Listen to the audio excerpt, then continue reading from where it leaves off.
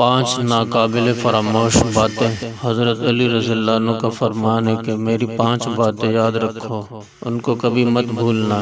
یہ ایسی باتیں ہیں اگر تم لوگ اونٹوں پر سوار ہو کر ان کی تلاش میں نکلو تو اپنے اونٹوں کو کمزور اور دبلا بنا لو گے، مگر یہ باتیں تمہیں کہیں نہیں ملے گی۔ پہلی بات کہ آدمی اپنے رب کے سوا کسی سے امید نہ رکھے۔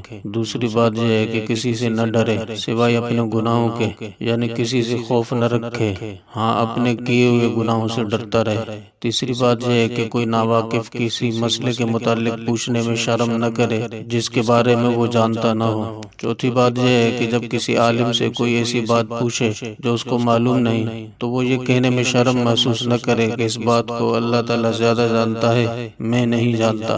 پانچویں بات یہ ہے کہ صبر ایمان کے لیے وہی درجہ رکھتا ہے جو بدن کے لیے سر رکھتا ہے، اور اس کا ایمان نہیں جس کا صبر نہیں۔